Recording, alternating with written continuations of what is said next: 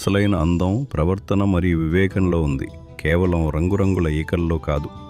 ఒక నిశ్శబ్దమైన విశాలమైన సరోవరం ఒడ్డున ఉన్న పక్షుల అందమైన రాజ్యంలో అందరూ ఒక హంసను తమ రాజుగా ఎన్నుకున్నారు. అతనే హిరణ్యగర్భుడు. అతడు బలాఢ్యుడే కాదు, అత్యంత తెలివైనవాడు కూడా.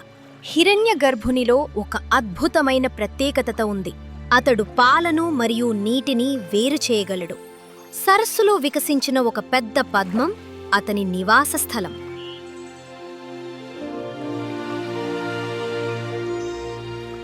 ఒకరోజు ఆస్థానం జరుగుతున్నప్పుడు మరియు రాజు చుట్టూ అన్ని పక్షులు గుమిగూడి ఉన్నప్పుడు అకస్మాత్తుగా ఒక బాతు వేగంగా ఎగురుతూ వచ్చింది. ఓ మహారాజా హిరణ్యగర్భ, విదేశీ పర్యటనకు వెళ్లిన దీర్ఘముఖుడు తిరిగి వచ్చారు. నేను వారిని ఆస్థానంలోకి పంపించనా? వారిని వెంటనే లోపలికి తీసుకురండి.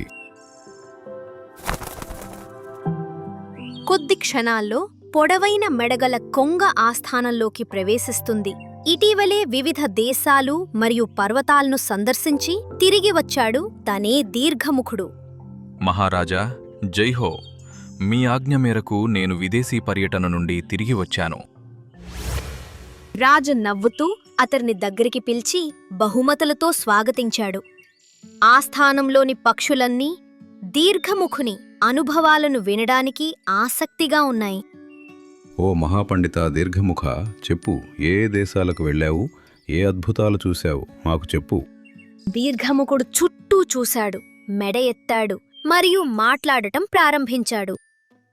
ఓ రాజా, నేను అంగ, వంగ, కళింగ, కాంబోజా, ఉత్కళ మరియు కాశ్మీర్ వంటి దేశాలను సందర్శించాను.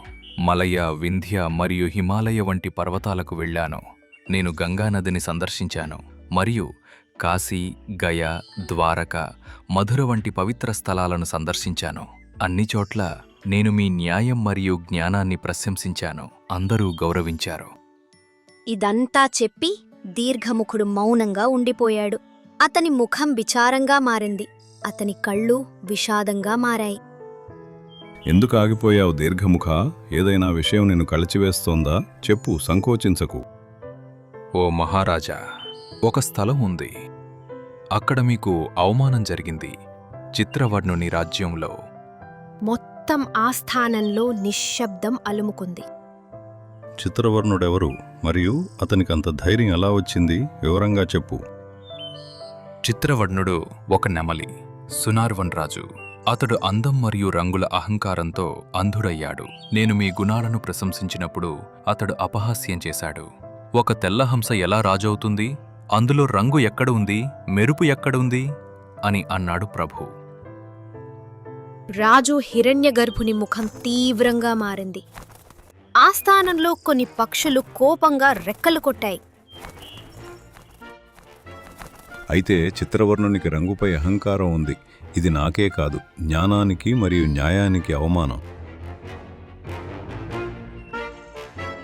మహారాజా, మీ అనుమతి అయితే నేను చిత్రవర్ణుని వద్దకు శాంతి సందేశంతో వెడతాను.